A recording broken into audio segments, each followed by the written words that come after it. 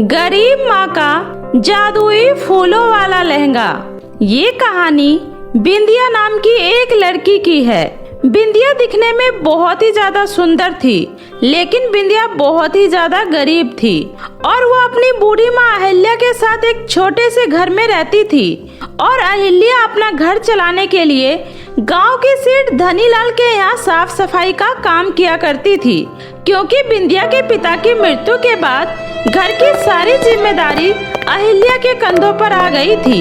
वहीं सेठ की बेटी रानी और बिंदिया हम उम्र थे, लेकिन रानी में बहुत ज्यादा घमंड था।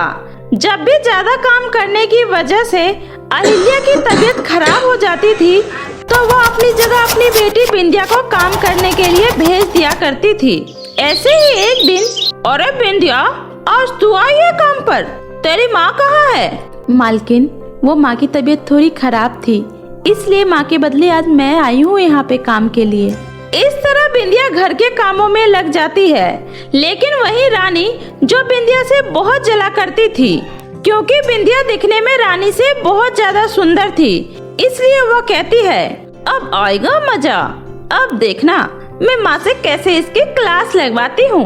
माँ, कहाँ है आप? इधर आइए, देखिए ये सब क्या हो गया है मेरे इतने सुंदर लहंगे पर, और ये सब्जी का दाग कहाँ से लग गया? मुझे तो पूरा यकीन है कि ये सब काम उस बिंदिया का है, क्योंकि मैंने उसे अभी किचन में सब्जी बनाते हुए देखा था और उसने ये सब जानबूझकर किया है। माँ, आपको तो पता है ना कि ये मेरे शादी का लहंगा है और मैंने इसे कितनी मुश्किल से डिजाइन करवाया है। अब मैं क्या पहनूंगी? उसी समय रानी की माँ गुस्से में बिंदिया को आवाज लगाती है और कहती है, अरे ओ बिंदिया, कहाँ है तू? जल्दी इधर आ, तुझे तो मैं अभी बताती हूँ। तूने मेरी बेटी की शादी के लहंगे को खराब कर दिया। तुझे पता भी है ये कितना महंगा लहंगा है? लेकिन मालकिन, मैंने तो कुछ नहीं किया, मैं तो किचन में बस आप लोगों के लिए खाना बना रही थी, मुझे नहीं पता ये सब कैसे हुआ। माँ, मैं कुछ नहीं जानती, मेरा ये लहंगा पूरी तरह से खराब हो चुका है, इसलिए आप मुझे अब नया लहंगा दिलवाओ और इस लहंगे के सारे पैसे इसकी सैलरी में से काट लेना और इसे एक भी पैसे देने की जरूरत नहीं है। उसी समय वहाँ पर सेठ धनीलाल आ जाता है और कहता है, अरे बेटी, लेकिन इसमें इसके पैसे काटने की क्या जरूरत है? तुम अपनी शादी में इससे अपने घर के सारे काम करवा लेना और सुबह से शाम तक जो भी मेहमान आएंगे उन सब की खातिरदारी भी यही करेगी। हाँ जी, ये आपने बिल्कुल सही कहा। सुन लिया बिंदिया, 2 दिन बाद मेरी बेटी रानी की शादी है और तू पूरे दिन रानी की शादी का सारा काम देखेगी और इस बार कोई गड़बड़ नहीं होनी चाहिए, समझी? जी मालकिन, जैसा आप कहे। वहीं जब बिंदिया अपने घर जाकर ये सारी बात अपनी माँ को बताती है, तो उसकी माँ कहती है, बिंदिया, मैं सोच रही थी कि रानी की शादी में इतने सारे मेहमान आएंगे, तो उन लोगों के सामने तू ये फटे पुराने कपड़े पहनकर जाएगी तो ये मुझे बिल्कुल भी अच्छा नहीं लगेगा। काश मैं तेरे लिए एक सुंदर सा लहंगा ले पाती, पर माँ, हमारे पास इतने पैसे कहाँ हैं कि आप मेरे लिए एक लहंगा ले सको, इसलिए आप इस बारे में बिल्कुल मत सोचो।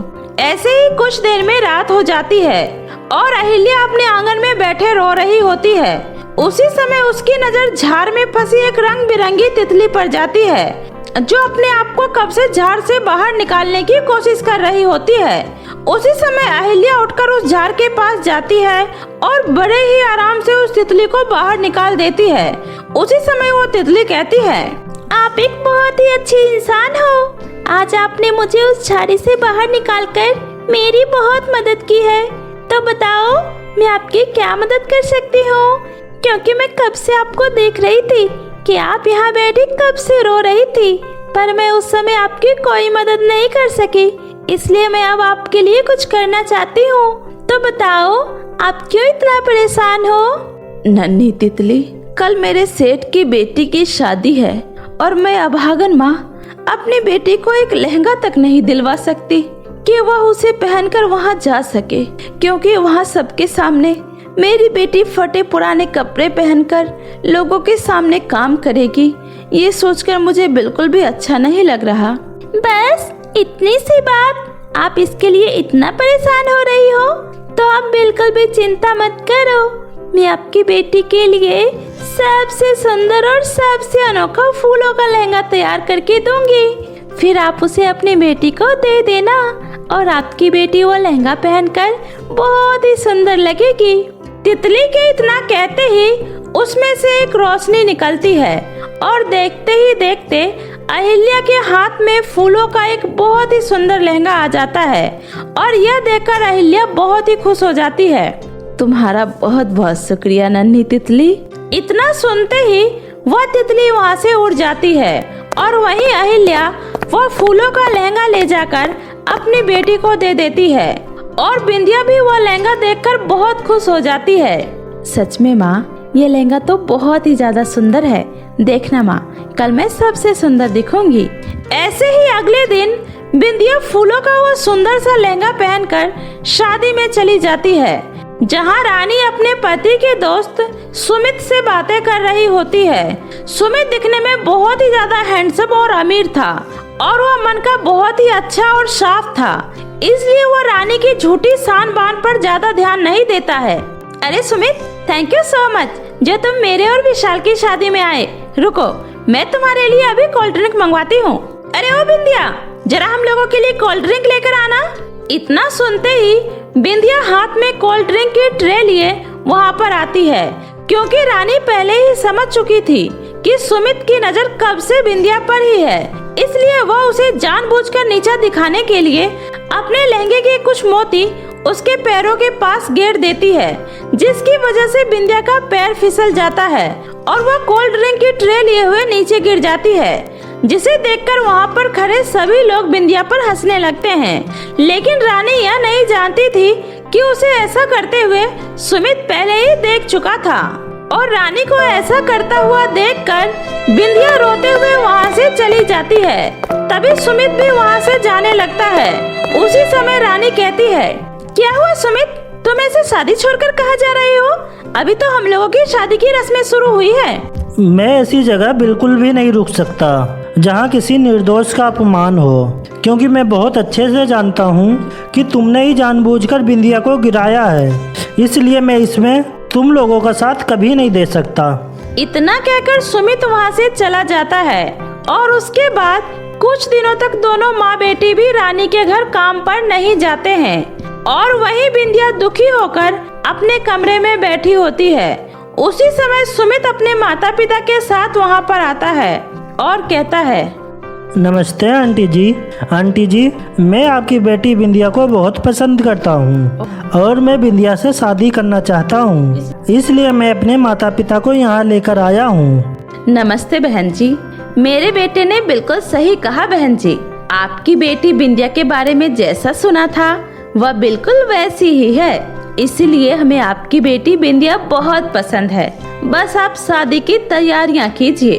उन सब की ये बातें सुनकर बिंदिया बहुत खुश हो जाती है और ऐसे ही कुछ ही दिनों में सुमित और बिंदिया की बड़े ही धूमधाम से शादी हो जाती है और उस दिन के बाद से बिंदिया की किस्मत पूरी तरह से बदल जाती है, क्योंकि सुमित जैसा जीवन साथी पाकर बिंदिया बहुत खुश होती है और अपनी बेटी को इतना खुश देखकर अहिल्या भी मन ही मन बहुत खुश होती है और उस तितली का धन्यवाद करती है। घमंडी टकली परी। परी लोक में एक बहुत ही खूबसूरत परी रहती थी, जिसका नाम श्रीसा था। श्रीसा दिखने में बहुत ही सुंदर परी थी। उसके सुनहरे लंबे बाल उसकी खूबसूरती पर चार चांद लगाते थे। हर कोई श्रीसा परी के सुंदरता की तारीफ करते रहते थे। बस यही वजह थी जिसने श्रीसा परी को अहंकारी और घमंडी बना दिया। श्रीसा को अपनी सुंदरता और रंग रूप पर बहुत ही ज्यादा घमंड था।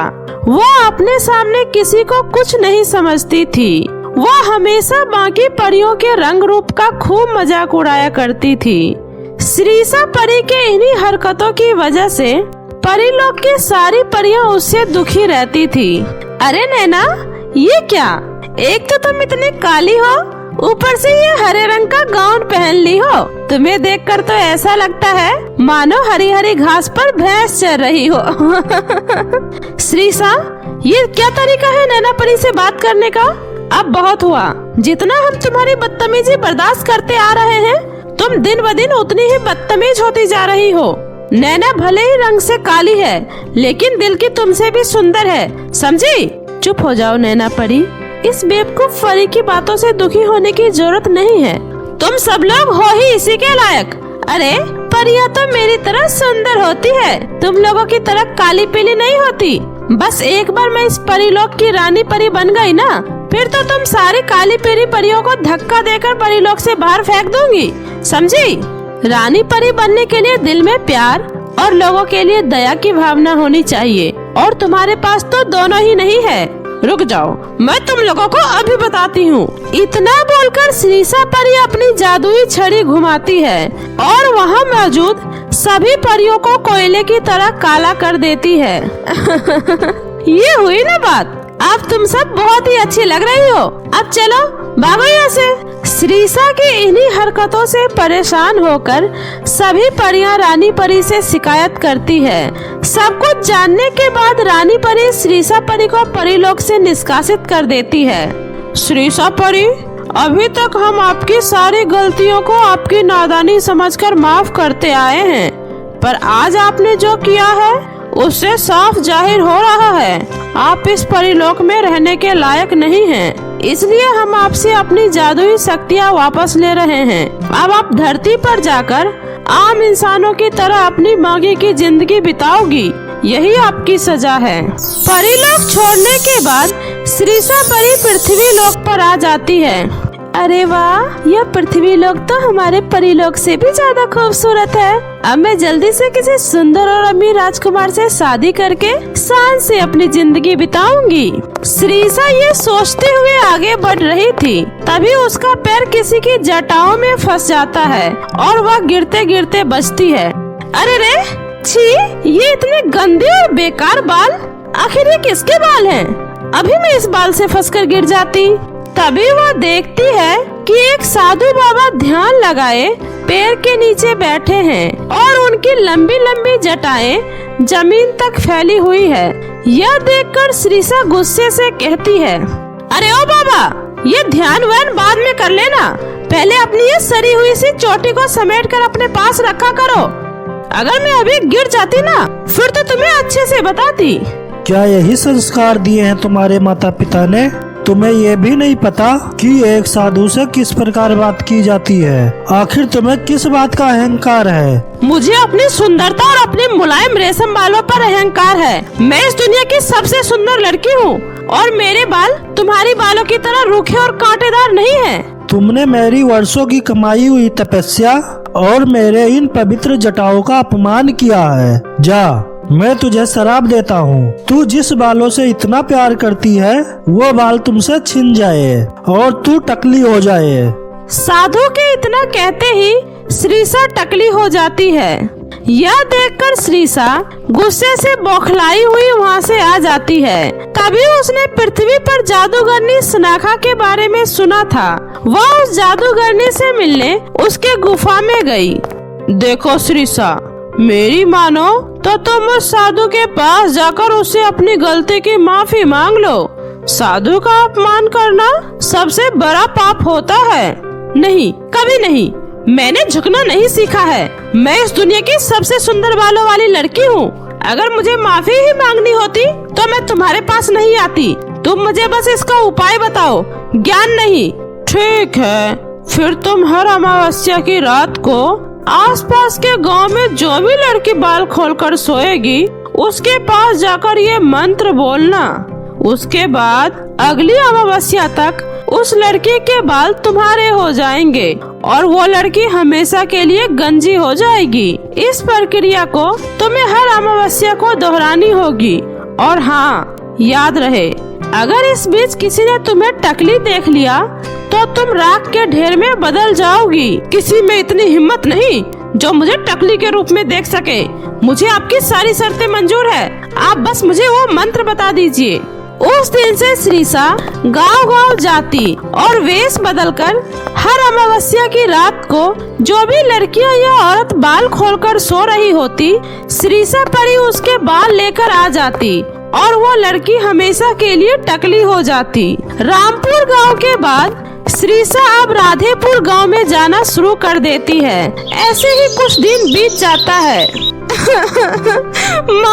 माँ, ये देखो ना माँ, मेरे बाल कहाँ गायब हो गए। माँ, मैं टकली हो गई। कल रात तो मेरे लंबे और घने बाल थे। माँ, मेरे बाल। हे भगवान, ये क्या हो गया मेरी बेटी, तू तो पूरी तरह से टकली हो गई। अगले ही महीने तुम्हारी शादी भी होने वाली थी। हे ऊपर वाले, ये क्या हो गया। आखिर इस गांव को किसकी नजर लग गई है। लंबे बालों वाली लड़कियां और औरतें आखिर टकली कैसे होती जा रही है। तू चुप हो जा मेरी बेटी, रोते नहीं। मैं अभी तेरे बापू के साथ मुखिया जी के पास जाती हूँ। अब वही इन समस्याओं का कोई हल निकाल सकते हैं। इस तरह से राधेपुर गांव के और भी लोग काफी परेशान हो जाते हैं। उस गांव में अचानक से लंबे बालों वाली लड़कियां और औरतें टकली हो रही थी, पर कोई भी इस बात को समझ नहीं पा रहा था कि आखिर गांव में हो क्या रहा है। सभी गांव वाले परेशान होकर गांव के मुखिया जी के पास जाते हैं। मुखिया जी, अब आप ही कुछ कीजिए। मेरी बेटी के रात में ही लंबे लंबे बाल थे, लेकिन जब वो सुबह उठी तो उसके सारे बाल गायब हो चुके थे। मुखिया जी। हाँ मुखिया जी, मेरी बेटी के साथ भी यही हुआ। मेरी गुड़िया के भी बहुत सुंदर सुंदर लंबे बाल थे, पर अब वो बेचारी की तो शकल तक नहीं देखी जा रही। उसने तो घर से बाहर निकलना तक छोड़ दिया है। आखिर अब इन सारी गंजी लड़कियों का ब्याह कैसे होगा। आप सब चिंता मत कीजिए, मैं अपने आदमियों को गांव की सीमा पर तैनात कर रहा हूँ। अब से कोई भी अनजान व्यक्ति हमारे गांव की सीमा में नहीं घुसेगा। सुनो लड़कों, अगर कोई अनजान व्यक्ति गांव में घुसते हुए दिखाई दे तो तुरंत आकर मुझे खबर करना। मुखिया ने गांव के सभी कोनों पर पहरेदार तैनात कर दिए, लेकिन कोई फर्क नहीं पड़ा। मुखिया का बेटा अमरचंद्र बहुत ही समझदार था। जब वह शहर से आया तो उसे भी इस बारे में पता चला। पिताजी, जहाँ तक मैं जानता हूँ, आसपास के गांव से जो भी सूचना मिली है, उनमें जिन लड़कियों के रात में सोते टाइम जिनके बाल खुले थे, उन्हीं लड़कियों के बाल गायब हुए हैं। जो भी बाल को चुराता है वो खुले बालों की ही चोरी करता है। इसलिए आप इस खबर को पूरे गांव में फैला दीजिए कि अब से कोई भी सोते टाइम खुले बाल नहीं रखेगा। पर बेटा, इससे आखिर क्या होगा? इससे चोर का कैसे पता चलेगा? आखिर कब तक लड़कियां चोरों के डर से अपने बालों को बांधकर सोती रहेंगी? पिताजी, मुझ पर विश्वास कीजिए। बस आप इस अमावस्या की रात को सभी गाँव वालों को बता दीजिए कि कोई अपना बाल खोलकर न सोए। बाकी आप सब मुझ पर छोड़ दीजिए। अपने बेटे के कहने पर मुखिया पूरे गांव में सूचना भिजवा देता है कि आने वाली अमावस्या की रात को कोई भी लड़की अपने बाल को खोलकर नहीं सोएगी। मुखिया के कहे अनुसार अमावस्या वाली रात को किसी ने भी अपने बाल खुले नहीं छोड़े थे। आज पहली बार ऐसा हुआ है कि इस पूरे गांव में किसी ने भी अपने बाल खुले नहीं छोड़े हैं। अब मैं क्या करूं? रात्रि का अंतिम पहर भी बीतने वाला है। मुझे सुबह होने से पहले ही बाल चुराना होगा, वरना मैं तो कल तक टकली हो जाऊंगी। और अगर किसी ने मेरे इस टकले रूप को देख लिया, फिर तो मैं जादूगरनी के कहे अनुसार भस्म हो जाऊंगी। नहीं, मुझे इस गांव के एक एक घर की अच्छे से तलाशी लेनी पड़ेगी। आखिर कोई तो होगा जिसने अपने बालों को खुला छोड़ा होगा। अरे ये क्या? ये औरत तो बाल खोलकर पेड़ के नीचे सो रही है। चलो, इसके बाल तो लंबे हैं, इसी के बाल को चुराती हूँ। श्रीषा उसके पास जाकर जादूगरनी के बताए हुए मंत्र को पढ़ती है, लेकिन उसके जादू का उसके ऊपर कोई असर नहीं होता है। नहीं, ऐसा नहीं हो सकता। आखिर ये मंत्र काम क्यों नहीं कर रहा? वहीं पेड़ के नीचे मुखिया का बेटा लड़की का वेश बनाकर नकली बाल लगाकर पेड़ के नीचे सो रहा था, ताकि वो असली चोर तक पहुंच सके, और वो अपने इस प्लान में कामयाब हो गया। तुम तो लड़का हो, तुमने मेरे साथ इतना बड़ा धोखा किया। आखिर तुमने मेरे साथ धोखा करने की हिम्मत कैसे की? श्रीसा, मैं तुम्हारे बारे में सब कुछ जानता हूँ। कुछ दिन पहले ही मुझे वो साधु बाबा मिले थे और उन्होंने तुम्हारे बारे में सारी सच्चाई बता दी। अरे तुम तो टकली हो, टकली, और अपने टकलेपन को छुपाने के लिए तुम दूसरों के बालों को चुराती हो। तुम्हें शर्म आनी चाहिए। अब तुम्हारा ये खेल खत्म हो चुका है। अब तुम दोबारा कभी किसी के बाल को नहीं चुरा सकती और हमेशा हमेशा के लिए टकली बनकर रह जाओगी। अब तुम्हारे गोरे गोरे टाट पर कभी भी बाल नहीं आएंगे, समझे टकली लड़की? नहीं, मुझे टकली मत कहो, रुक जाओ। लेकिन मुखिया के बेटे के टकली बोलते ही जादूगरनी के कहे अनुसार श्रीसा वही जलकर भस्म हो जाती है और जादूगरनी का भी सारा जादू खत्म हो जाता है। जादूगरनी के जादू खत्म होते ही जिसके जिसके भी बाल श्रीसा ने चुराए थे उन सभी लड़कियों के बाल वापस से आ जाते हैं और सभी खुशी खुशी रहने लगते हैं और इस तरह से उस घमंडी परी का हमेशा हमेशा के लिए खात्मा हो जाता है।